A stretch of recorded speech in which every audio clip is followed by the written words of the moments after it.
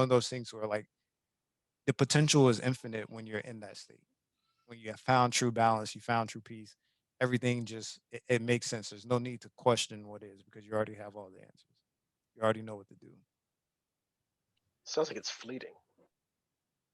Like you said, it's something to where you try to take advantage of it. That's why I tend to rely on systems.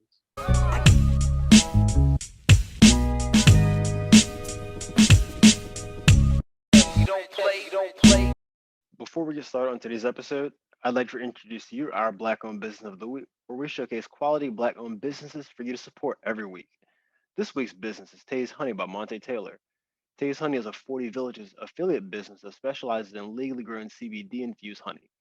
CBD can help with inflammation, is a natural antioxidant, and has antipsychotic properties. Not to mention, honey tastes great. If you want to try some of Tay's Honey and reap the benefits, check out the link in their bio.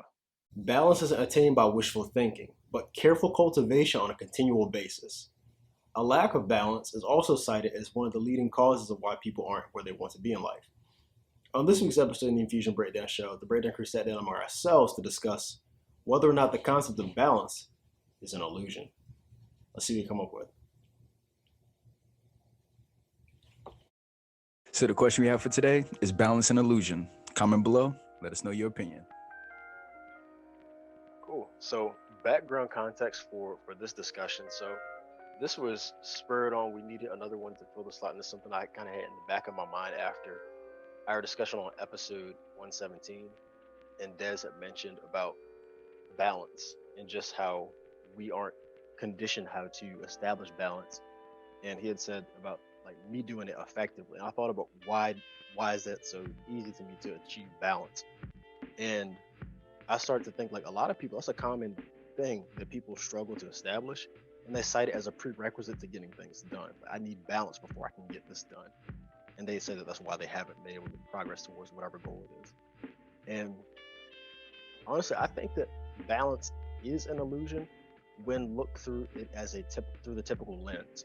So with the idea of you being able to do everything that you want to do. That's how most people perceive balance. You have 5 different things. You're going to devote 20% of your time, energy, effort to each of those things, and that's your balance. That's an illusion. That's not real, because balance is about putting the proportions of things in equilibrium, not dividing your attention equally among things. And so the idea is that to be great at anything that makes significant progress, you're going to be out of quote unquote balance as people traditionally see it. And this is something that is illustrated in a book that I read called One Thing by Gary Keller. And so the usual way people see balance is juggling. So every ball is of equal importance and they're juggling. But that's not the case. Not all of the balls that people are juggling are made of the same material. So your family life is made out of glass, but your work life is made out of rubber. So if you have to drop one, you can afford to drop the work life for a little bit, maybe take a day off that you didn't plan for, or maybe quit a job or something like that, for the sake of your family, to make sure that that ball doesn't drop, because if you do, the damage might be irreparable. So with that is an inherent hierarchy of importance. Some things are just more important than others. Not everything is a priority. And it goes back to the idea of when you make everything a priority, nothing is a priority. And I think that's a fallacy that a lot of people fall into and try to spread themselves too thin. And with that, they really don't understand that balance in itself is a fluid concept. It's always changing depending on what your needs are in that given point in time. You might have to adjust your habits, your lifestyle to accommodate that and establish that equilibrium for that time being. So the example that I gave was saving up money to pay off your debt by the end of the year. Okay, well, you might be a little bit more frugal, but after that, you have a little bit more flexibility. You can afford to have more social outings and things like that. So you start to pay more attention to that one realm of your life. So that's pretty much what my line of thinking was behind wanting to have the discussion about whether or not balance was an illusion. And I wanted to get you guys' thought on that concept. I have a question first. Sure. What if you can't afford to drop that? You mentioned the work life as what, a rubber ball? Yeah, yeah, for that example, yes. Family life as like a glass ball or some shit like that, right? Yeah. Confirm. Okay. I just want to make sure. All right. What if you can't afford to drop that rubber ball, so you have to drop the glass ball because that work life pertains to you surviving? That's counter to the whole scenario, because one thing is inherently more important than the other. So I don't really understand your question. You're saying, what if you have to drop the family for your job? Yes. Is that what you're asking? Why would you have to? Because usually in situations you have to work long nights, and that usually sacrifices family time. What I have for this question, basically, through that same, I agree with you that people look through the one lens, but through that same lens, I don't think it is an illusion, but I think it's attainable, but I do think it's a constant process for most people. And I think the It is. constant balance usually comes from work. Like I feel people are overworked, as we are overworked as a society. And I feel people are too busy at work to deal with other facets of their lives, such as family, self-care, and friends, because we're basically working to survive. Make sense? Yeah, that does make sense. So you think work is the key component, the reason why a lot of people struggle with the concept of balance, and that is true. But if you to an extent, because if you look at your work life, so most people have jobs that confine them to an office space or working from home, like I do, for 8 hours a day. Let's not even go there. What about, let's not talk about that. That's more privilege. How about more people working at McDonald's? How about that? Like 8 hour shift, regardless. That's my point. That's what I was getting at. So But yeah, but you said at home. At home is different from in the store. scratch that all. Just for sake of Okay. simplicity, Josh, most people they are confined to an 8 hour workday, if not more. So that's like 40 hours a week. So Yeah. that's a lot of time outside of work that people still don't that's not allocated to work. So you can subtract away the sleep. I think that the numbers round out to like something like 56 odd hours to get other things done. And I still think that a lot of people don't manage themselves properly, and they end up running into issues when they neglect their responsibilities. Things bleed over and they feel like they don't have enough time because they neglect themselves. I think it's poor management of self. Like there's no way you're going to get everything in the world done. You're not going to be an astronaut. You're not going to be the president. You're not going to be an Olympic swimmer. You're not going to do all those things at once. So you have to pick something and focus your attentions there, because like you're either going to be the jack of all trades, or you're not really. If you focus on everything, you're not focusing on anything. And we only have like a finite amount of time. Okay. So it's like, I can see your argument, but at the same time, it's like I don't think that most people know how to manage and I agree with that. allocate their usage of energy and effort over the span of time that they have. Can many people afford to? Yes, I mean, people. How many people just when they get home they just watch Netflix? Could they not use that time to get something else better done? But you've been, like you said, you've been working for 8 hours. Everybody works. Aren't you tired from coming home? Everybody's the same. We have heart, we have livers, but everybody's not the same physically. I can come home and be tired. Yeah. What you mean? You can come home and be like, yeah, I'm going to the fucking gym. Like, nigga, Right. it depends on the job too, right? I run outside with kids in the heat all day. You at home in your fucking AC filled apartment. Like, it's a difference. That's what I'm trying to tell you. Like, so Yeah, you're right. There is a difference between what exactly it is we do for vocation, but at the same time, it's like, is that a fact or an excuse? probably not. No, but hey, it's And you should. I mean, correct me if I'm wrong, but you it chose should be weighed. I You feel it chose should to be run weighed. around with the kids in the hot. Didn't you? Oh, here we go. You chose it. Understand some Okay. people take jobs out of necessity, but you come from a relative standing of privilege, so to say. Oh my goodness. What you gotta say, Des? I think it's a subjective thing. I think balance is as much as an illusion as time is. I think it depends on the importance you put into them, and the kind of like the the weight that you give each. You know, I do think that balance, just as time itself, is a privilege. It's a luxury, but it's an attainable privilege and it's an attainable luxury. But it's not through typical means of putting in, hours for $1 or fruits of your labor per se. It's more or less like the the result of, as Bryan was saying, like your discipline, time management. Time management and balance go hand in hand. Two are inseparable. So I think it's one of those things where you actually, when you learn, I guess you can say, the importance of time, or more or less not the importance, but the power of time, you will eventually achieve balance. It's not an overnight thing. It's not one of those things where you're in the gym or you're practicing your meditation or whatever, for 7 days and then you magically achieve it. It's a continuum of, you know, effort. I think with anything like this, it's a continuum of effort, but I'll say that it is the potential for. I think everything we talk about on this podcast will relate to the potential for. If you're disciplined, you have the potential for, but it won't necessarily equate to balance. It won't necessarily equate to power. It won't necessarily equate to, a fruitful life, but you have the potential for. Rather, if you're not doing anything at all, like we were mentioning, or like you guys were mentioning, the likelihood of you achieving balance is slim.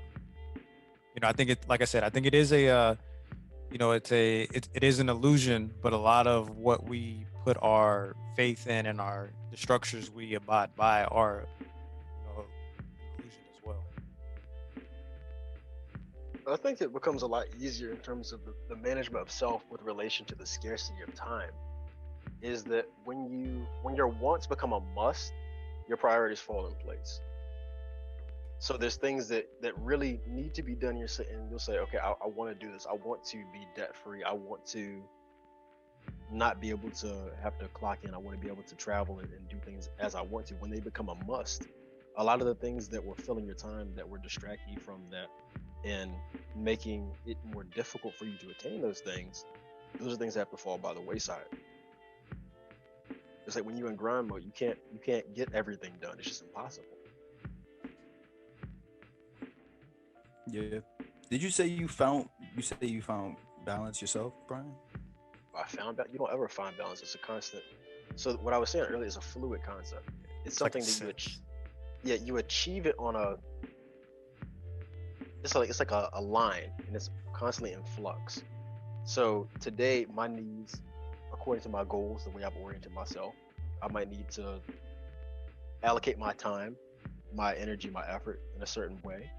But come 6 months from now, I may need to do something different. Let's say I have different goals in terms of fitness or finance. Let's say, like with the example, I want to be like I want to pay off all my student loans by the end of December, which is totally unreasonable. I don't have I don't have the most atrocious amount, which I'm grateful for, but it's not reasonable for me to pay it all off by December.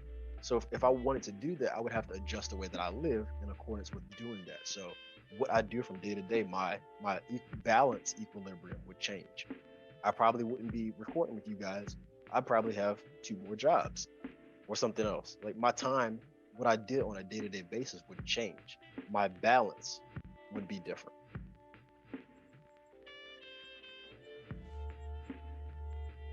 Gotcha. I don't know about that.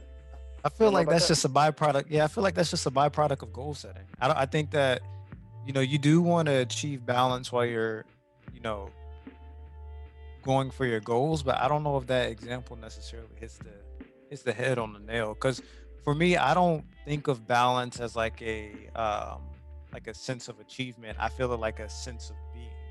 Like when I wake up in the morning and I have the ultimate clarity and things are in like a flow state, I Hmm. consider that balance. I feel like I'm stress free. I feel like things are just coming, like things are just falling into place effortlessly. I Right. equate that to balance. I don't equate, yeah, I got to make shit happen and how I stay afloat while making shit happen pertaining to balance. I think that's just, functional survival, the functionality of you being in a survival state. You're making it work. You're doing what you got to do to survive in that survival state. Because let's be honest, like if you're having this financial goal and your time is spent putting, you know, all your luxury time is spent extra jobs, whatever it may be, rationing, that's you're entering a survival state, but you're doing it willfully. Whereas some people are in that survival state just because they're a byproduct of their environment, not necessarily by choice. But the but staying in that environment is the choice. You're willfully putting yourself in that and you're trying to find balance in a manufactured environment. I don't think it's your natural state. I think you're inducing a stress and then trying to find a balance in the stress that you're inducing. Whereas as life itself, like Josh was mentioning, some people just have it hard, but you can have it hard as hell and still maintain some form of balance. And I just consider that like the flow state. Like it's within whatever is your reasonable life, you're able to just put things in motion. It doesn't necessarily have to make sense to everybody, but you know when you wake up in the morning and shit is just making sense, you have found that balance. And it can be a one day thing. Like for me, I woke up, I think it was Saturday, and shit was just clicking. I woke up, I was in the greatest mood. I felt like I was in a true Zen state. My emotions were balanced, my hormones were balanced, mentally, physically, and spiritually. I felt like I was one, like I had achieved balance. And then the next day, I was off. Like I feel like balance when is just more or less when all those components that make, you know, an organic human up are at one with each other. Yeah, I I Like don't necessarily having a really equate good it. day. Mhm. No, I don't think it's really. Like if you I don't think it's a really good. It can be in layman terms for just for the sake of some people not being able to articulate that feeling. It can just be a really good day, but for me, it's like I'm not equating it to the day. I'm equating it to how I feel.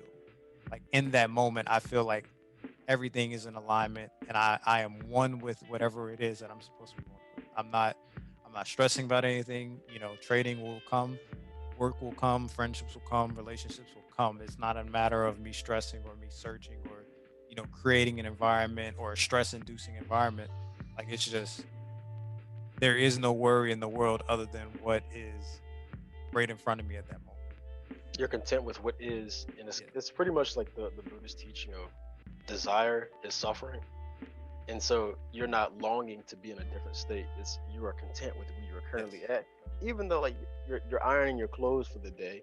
It's not your favorite thing to do, but you are in the moment. That's what you're doing now, and you're satisfied. And I won't lie to you, even in the days where I have to go into the office and I'm ironing my shirt, when I'm in like a balanced flow state, I feel like a goddamn artist when I'm ironing my clothes. Like I'm over there making sure, the ironing board, there's no, wrinkles in the ironing board sheet. I'm making sure that when the clothes are lined out, like I'm over there damn near eye level with it, making sure it's all good. And then I'm going in with that iron and like I'm feeling out every wrinkle. Like some mornings just like, yeah, let's just get this shit over with. But the You feel like the mornings that like ultimate I'm job. in the mornings when I wake up feeling like balance and in a true flow state, everything is like I want to say it's my version of perfection. It's what I envision perfection looking like. I know we mentioned that on the last episode when we were with Maj, and I was just saying like my vision or my perspective of perfection is different than your vision and your version of perfection. We have this one uniform meaning of what perfection is, just like we have this one uniform meaning of what balance is, but it's subjective. It's what balance looks like in your eyes. Is what so in this case, you working the two jobs and maintaining balance may be what balance looks like for you, but for me, it looks like self-induced stress, and you're trying to find balance in it. Whereas you may very well be at peace with what you're doing. You have reconciled with whatever you're feeling in that moment as a byproduct of you choosing to, forego pleasure to achieve a goal, and you're finding balance and peace within that decision. So it can be, I guess, to play God's advocate to my perspective. It can be you finding balance in that, but for me, it's like true organic balance is just being one, regardless of your outside factors or your current situation. It's just being one with with everything. I get that. I think I really need to take some more time to think things through with the relationship between my perspective and yours, because I think that goals, they go hand in hand with, so that you talked about the concept of flow, and I think flow is tied really closely to your purpose, and your purpose plays itself out with you, the setting of goals to achieve like a state of being. And so I think that what I was describing may sound a lot more mechanical. Like you said, it sounds like the stress induced part, and that was probably a bad example. It's the first thing that I reached for. I wasn't prepared with an example for that, but I do like what you're saying about the state of being of the individual absent of action. So it's regardless of what you're doing, it could be something that's moving you towards the goal. Maybe is you can't do it for whatever reason. You might be injured. You can't do something. You might be sick, whatever. But you are content with where you're currently at. It's about being comfortable. Not well. That's probably not the best word, but I hope the intent Being behind at what I'm peace. saying is yes, you have the peace with where you're currently at. And I'll say peace is just in line with time and balance. It's a luxury. It's not something that you can just fabricate. It's not something that you can replicate. What peace, like I keep mentioning, peace for you may be, watering your plants, checking in on your loved ones, whatever it may be. If I try and replicate that peace, I'm gonna be stressful. I'm gonna be stressed because I don't give a damn about plants. I know they are important to the environment. They have so many beneficial factors to enriching your life just as much as checking in on your loved ones and things like that. But where I'm at, those don't align with my form of balance. Like my example, when I'm in balance, like I feel like when I'm brushing my teeth, I'm the damn dental hygienist. When I'm ironing my clothes, I'm goddamn Jeffrey from Fresh Prince. When I'm making my coffee, I'm the best barista at Starbucks. Like I am just in that state to where I feel like I can be the best version of whatever it is I'm working at that time. And I ain't gonna say when I'm trading, I feel like I'm Warren Buffett or Ian Dunlap, but I feel like I'm the closest to it when I'm in that flow state because everything is just crystal clear. It affords you the luxury of dreaming and manifesting what it is you want out of life. I feel like, and as you know, with life in itself and the reality of life is that there's a duality to anything. Mhm. So in order for balance to exist, there has to be imbalance. You have to know what imbalance looks like to appreciate balance. And I think it's one of those things to where until you realize and you acknowledge and you see what causes your imbalances, you'll never really ever achieve true balance. You won't know what it looks like. So when there are times like Josh mentioned, you're having a great day. Well, damn, what did I do to cause that great day? So for you, financial literacy, when you're out of, when you're out of that financial Zen state, we'll keep using Zen. When you're out of that financial Zen state to where you're not in alignment with your financial goals, you may feel an imbalance. You may log into your fast food account or whatever it is, Moela. You may see $25,000 in debt.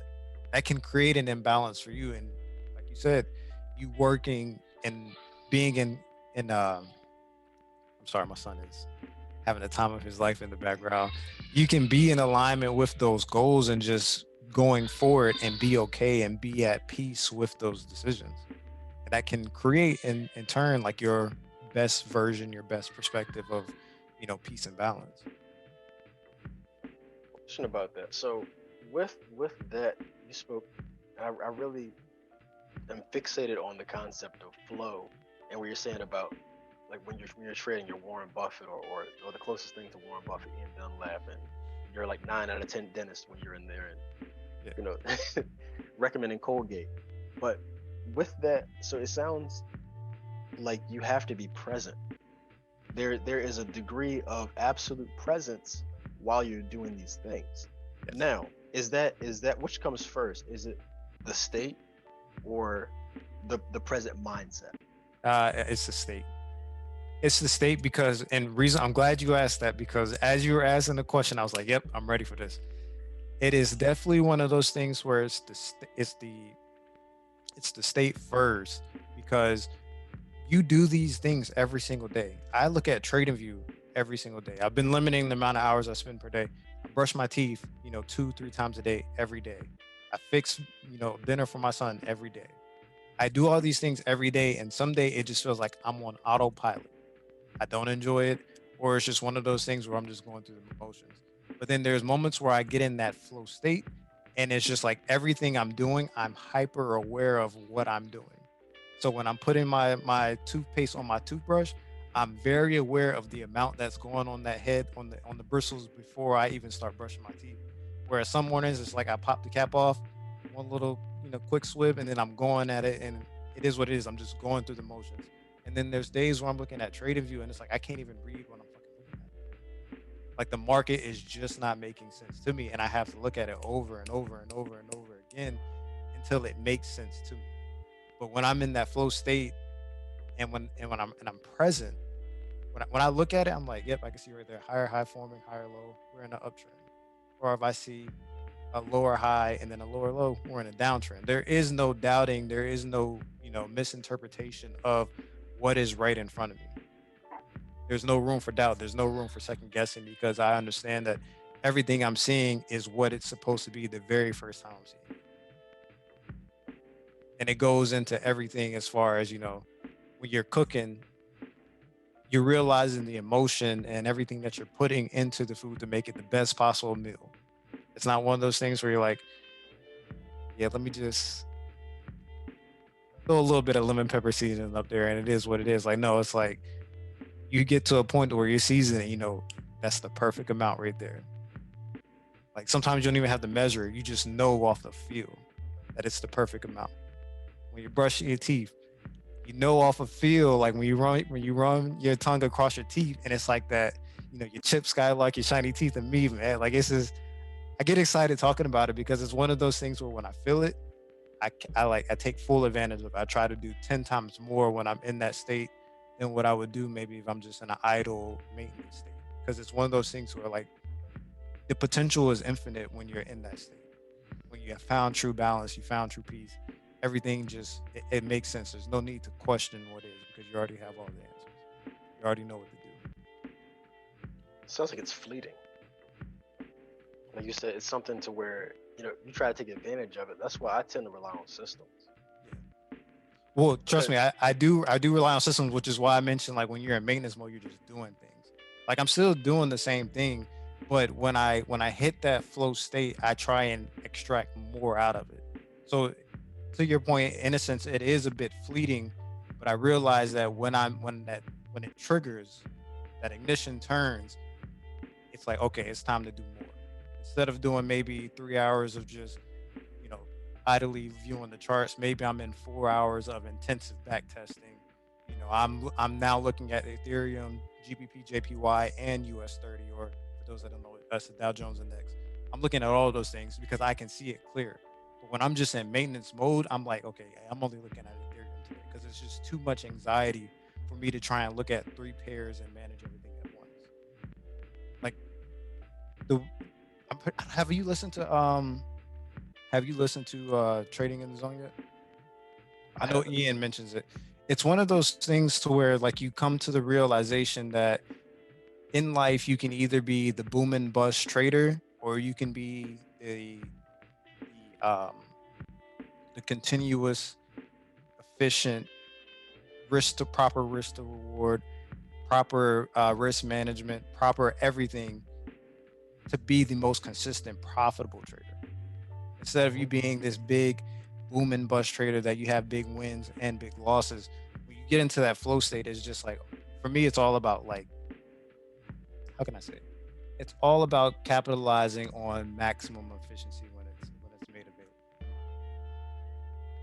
'Cause I'm not gonna lie, for me, some people may be able to stay in that maximum efficiency state a lot longer than what I can. I probably will hit that, maybe 2 or 3 times a week of just feeling at peace and at balance with myself.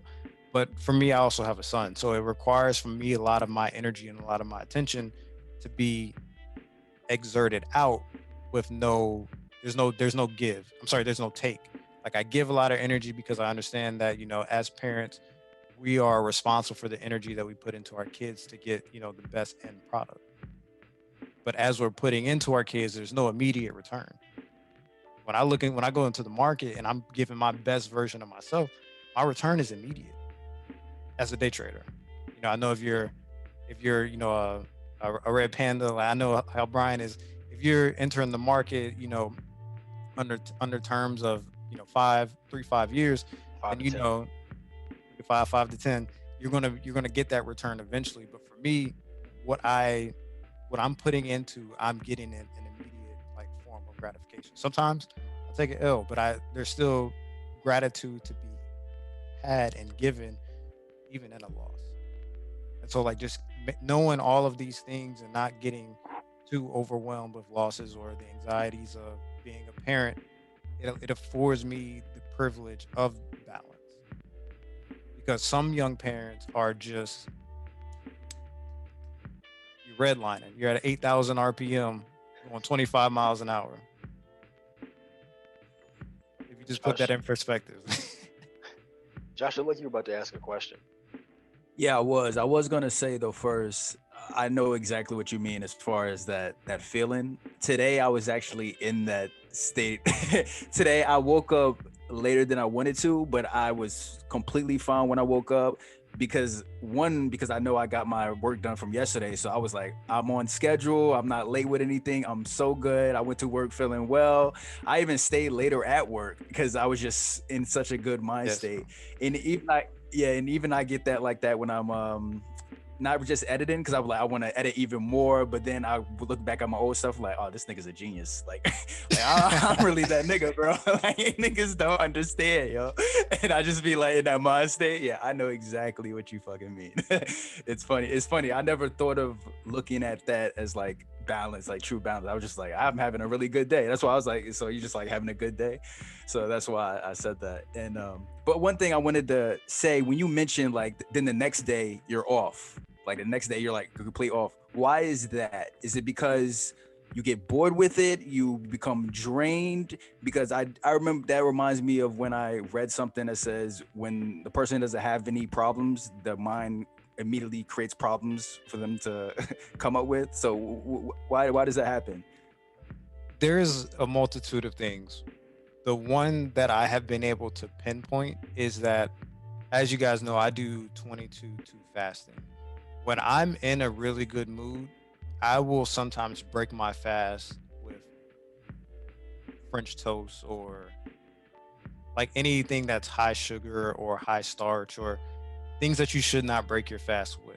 And you always feel it the next day. Because if you can think about it, you haven't been intaking anything but fluids, and your very first meal of the day is high sugar, high fructose corn syrup, French toast and syrup.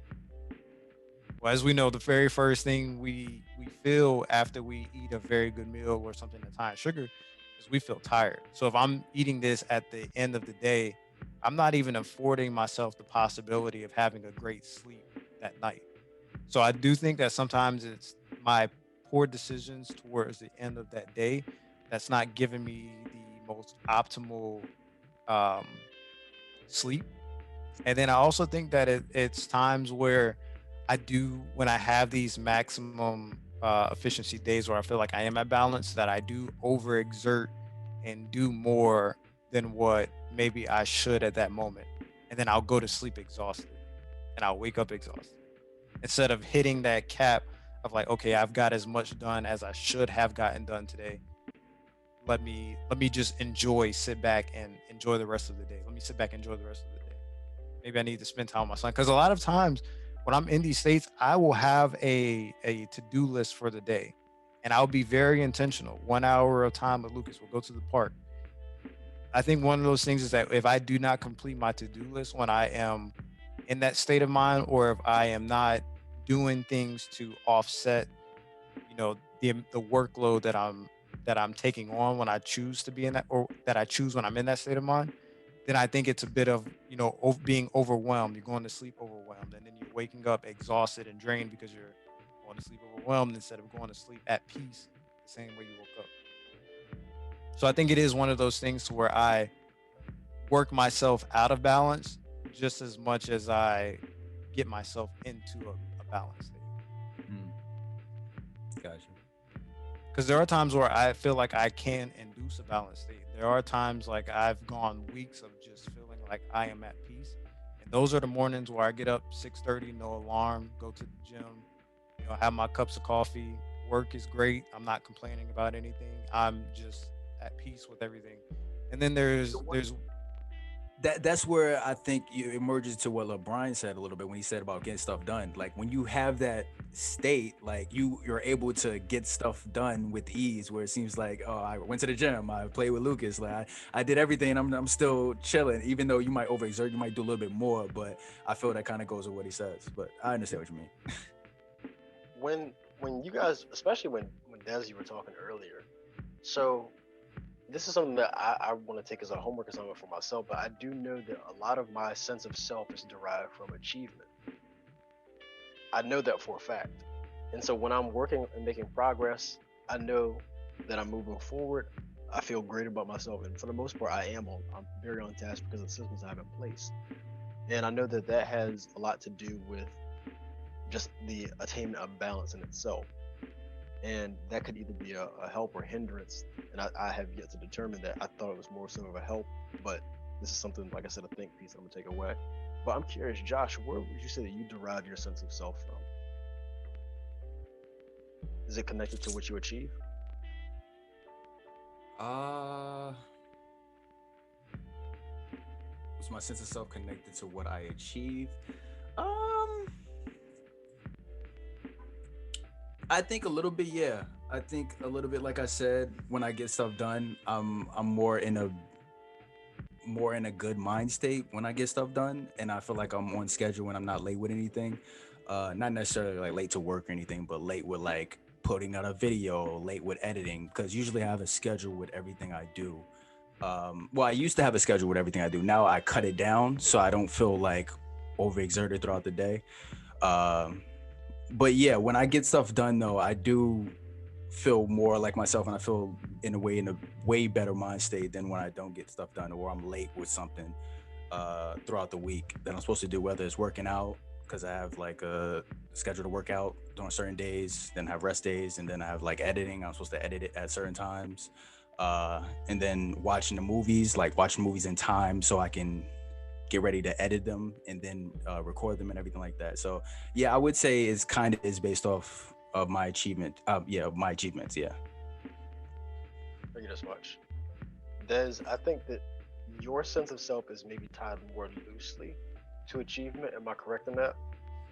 It is, and I'm glad you brought this question up because this was actually something I journaled about yesterday morning, and I didn't necessarily journal about it based off the question you asked. I journaled based on the end of our prior episode, where I mentioned my most, I guess you could say, toxic trait in relationships is ghosting. And I realized after, like, I wouldn't even say deep thought. It kind of was like the light bulb finally clicked after I thought about it.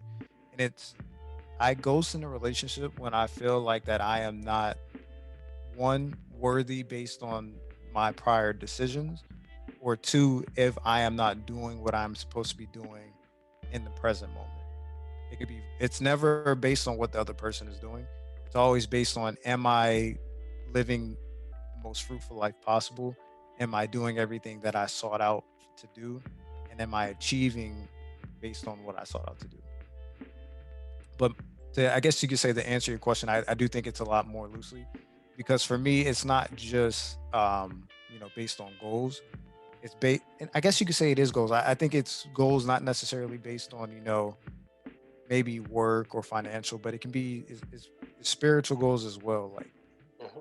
being very intentional with, you know, and I'll be very honest because that's what we do. There's days where I'm just listening like to binaural beats throughout work to kind of like induce these states that I so much long for. So it is very um much based off of goals and sense of accomplishment, but at the same time it is multifaceted to where there's times where I don't have to achieve anything, but because I am in balance with everything internally, I still am able to achieve that state.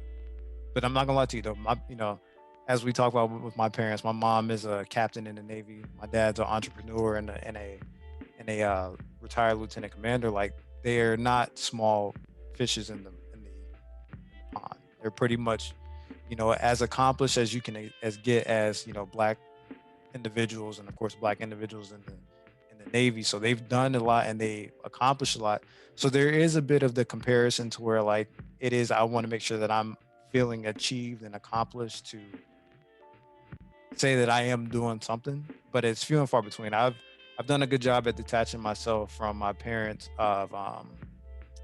view of what success looks like, and make sure that I'm still in alignment with my version and my views of success, but also understanding that it's not always tangible. Sometimes it's those internal feelings that will induce that balance state for me. So you brought up something interesting. I hadn't even considered that because I listen to binaural beats as well. And so, what's your what's your experience with that? I actually was just listening to some last week, and I very seldom do this, but I enjoy the ambiance it creates, and I feel that they are effective in getting you. It's so atypical, even if it's just like a placebo effect. Even if it is, I don't know, but it's something that is like to make that argument, it's something that's different. And you once the binaural beats are on, you know that it signals a shift in the energy, a shift in what you should be doing at that point in time. So, what's your experience with them? I will say that they are always, I've always had a positive experience. So a little bit of my backstory is that um, I got into binaural beats by from a trader named Sean Lee. He has this book, and I recommended it on the podcast a couple seasons ago, where it's called Yusa. I forgot what it is. It's called the Yusa book. I think I have it. I know what Do I you're have it talking down about. here? Yeah, it's right here It's actually. purple. Yep, it's the Yusa Guide to Balance. So Hmm. I got into it based on this book here, and let's see. When I was really at a in a state of mind at work to where I was just genuinely questioning what my purpose was there, and if I was selling myself short, because as you guys know, I'm very political in a sense. Like I don't show it on the podcast as much, but I'm a political science major, philosophy minor. Like I had big dreams of, I'm not gonna say big dreams. I had aspirations of going to law school. Still do. Still in the pipeline. But there's those points in my life to where like I think back and I look at, is what I'm doing in alignment with my purpose? And so one thing that I would do to get through work days was I would turn on alpha waves, like binaural beats that were alpha wave, to induce some of the properties that are associated with alpha brain waves, and that's like hyper focus. Well, hyper focus is the main one. Like you're able to keep concentration and focus for long periods of time. So what that would allow me to do was when I'm working and I have those binaural beats playing, that's my main focus. And so when I saw how successful my the alpha brain waves were throughout my day-to-day stuff, I switched to beta waves. And beta waves allowed me to have that same focus, but it was like peace. Like it would be the stupidest questions being asked every day at work, but because of the feel, like the serenity that I had during that moment, listening to like the beta waves, it was just, I don't know, like the bullshit just like Rolled off butter, your back. yeah, rolled off my back. And then so there was another time where I had an edible, and I was like, well, going down the list, because all these waves, they have like different meanings, and I got to delta, and delta is supposed to induce like deep sleep, get you in like a Mhm. real nice REM state. And I had a brownie, and I right before bed, and I played delta waves through my headset, and I laid down, and I lied to you not, I felt like I was just sinking into the mattress. Like it was the best sleep I've ever had. Like I really felt like at that moment, like all the stress, all the bullshit of the day was just flowing off, and I was like allowed like a moment of purity to where I was just at peace right before right before I went to sleep. And it was like, man, I have not felt this good going to sleep, other than like when you have like a massage or because I have a massage gun as well, and a few of like the hyperized stuff, and like I'll have the massage gun going on my shoulder or my back or my lower legs, depending on what workout I do, and those will help induce like good sleep. But like binaural beats, you know, second to none. Because even when I meditate, I'll play delta waves as well, and it's just it helps. I don't. It could be a placebo effect because again, um, all those different waves go off of a certain frequency, and it's a frequency that is not um, attainable or achievable through just like YouTube or anything.